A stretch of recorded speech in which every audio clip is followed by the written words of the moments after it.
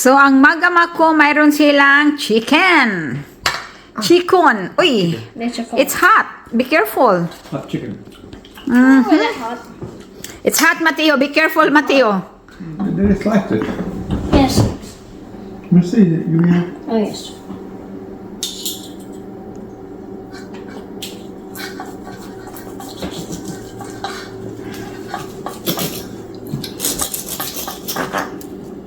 yeah, there's some meat right there. Right there. Hey, kind. Ready? Cayenne tayo. Kain tayo, mga mami. Yeah. Sige, kain tayo, mga mami. Cayenne tayo. Mga mami. Right? I'm not gonna try.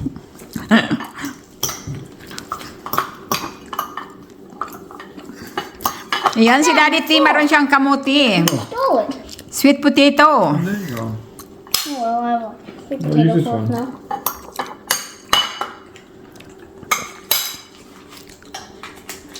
A little bit of butter. Ayan, ang aking mag-ama, kumakain sila ng spaghetti pababa, pababa ng pababa. Spaghetti pataas. And then garlic bread. Yeah. Delicious Shrimp and garlic beef bread. lumpia. Huh? Yes, shrimp lumpia. Beef. Spaghetti. Mga parikoy. Hindi ako nagluluto ng hapunan ng dahil nga hindi maganda ang pakiramdam ko dahil sa weather namin dito. Iinit tapos bigla na lang lumamig. Yung ilong ko naman ay nako. Pag napansin ninyo yung ilong ko. Alright. So mga nanay, hindi nga ako nagluluto. So dito na lang ang aming hapunan. Nang dahil nga ako'y nakikraving talaga mga kananay ng chicken nuggets. Kasi matagal na talaga akong hindi nakakain ng chicken nuggets mga kananay. At ngayon bumabalik akong kumain. Pero kunti-kunti lang naman. Hindi naman palagi no. Takam na takam talaga ako kasi parati in-order ni Daddy Tim sa akin yung grilled nga na chicken nuggets. Nang gawa nga noon na hindi ako makakain noon ng gluten. Ngayon, pwede na ako makakain ng gluten sa pakiramdam ko, but hindi lang damihan. So, ayan, masarap talaga mga kananay. Tapos bagong luto, yan, para akong bata nito. Kasi ang chicken nuggets ay pang bata lang, pero malaman pa rin yan ng chicken pa rin yan mga kananay. Tapos sinikman ko kay Mateo, sabi ko, Mateo, patikim naman sa sa sandwich mo, kasi sa susunod yun na naman ang order ko. Kasi mga kananay, parati talaga akong na-stock sa lang, yung grilled na chicken nuggets. So, pwede na. Masarap naman pala. So, ayan, gusto ko din yung french fries nila dyan. Bakit ba itong french fries na ito mga kananay? Itong chicken talaga at french fries yung magka-partner, no? Tapos ginagaya na rin natin. So, pagkatapos dito mga kananay, ay nag-dessert kami kasi inaalok kami ni Daddy Tim na mag-dessert. Alam mo mga kananay, ang gusto lang mag-dessert ay si Daddy Tim. Tapos sabi niya, gusto niya bang mag-dessert? O, sabi ko, kung gusto mo, sige na. Okay. Grocery time. Get some grocery shop. I've got some hamburgers. I love hamburgers. And the Yes! biscuits. Of course, cheese for the hamburgers. And we got some cantaloupe.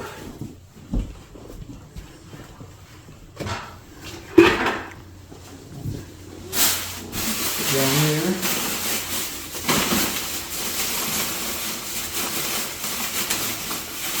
And that's how they get us I can carry. We got some tissues. Clinics. Extra egg. Throw it the Bread. plastic because the plastic is wet.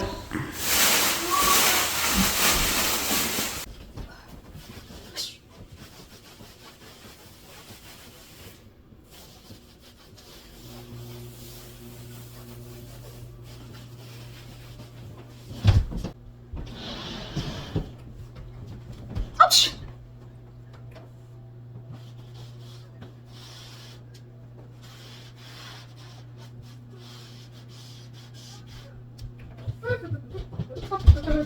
What happened? Just cleaning.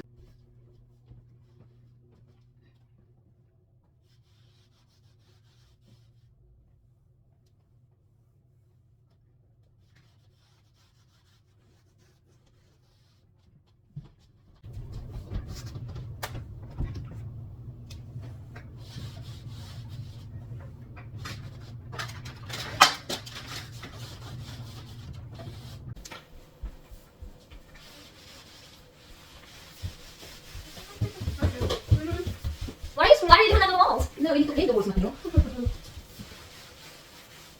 Wanna have mommy?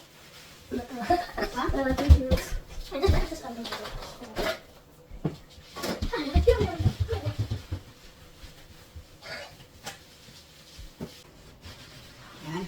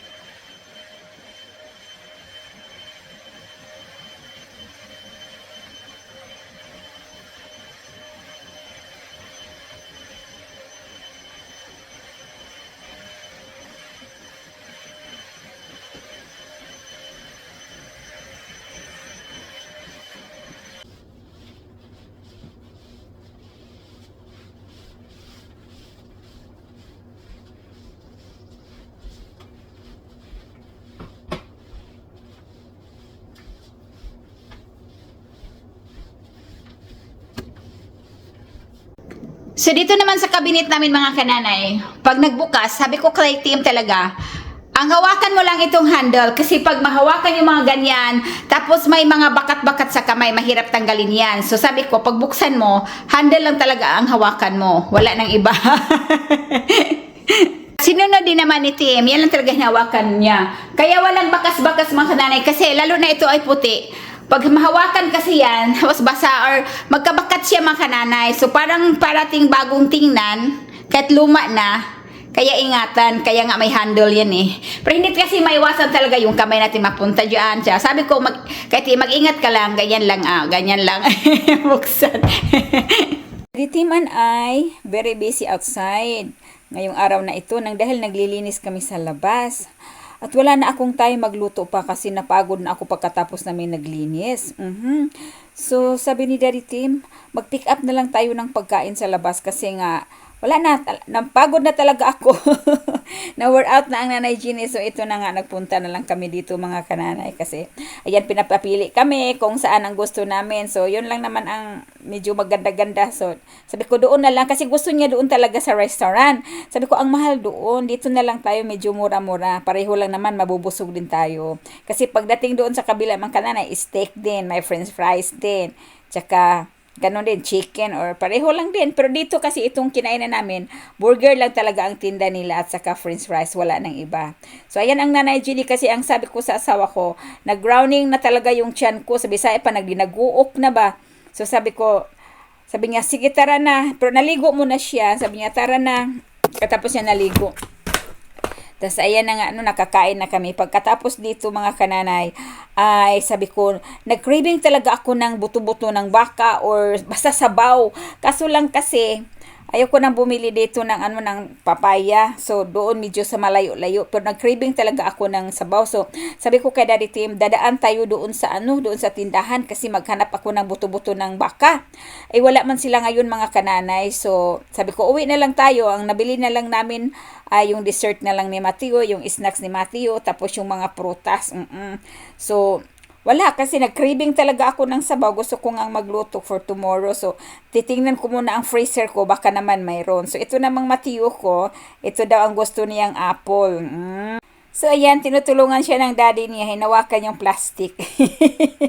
Kumuha siya ng 3. Gustong-gusto niya yung apple na yan. Matamis daw. Sabi ko, sige, maganda rin naman pagkakain talaga siya ng prutas. So, pagkatapos, ayun na nga mga kananay na, natapos na. Yun lang ang dala-dala namin kasi snacks lang yan ni Mateo at saka may konting prutas kasi hindi ako nakadala ng buto-buto ng baka. So, sabi ko, magtingin na lang ako sa freezer ko. Baka mayroon doon. Yung bulalo ba? Pero iba kasi yung gusto ko yung maliliit. Pero wala eh. So, sa freezer na lang ako magtingin.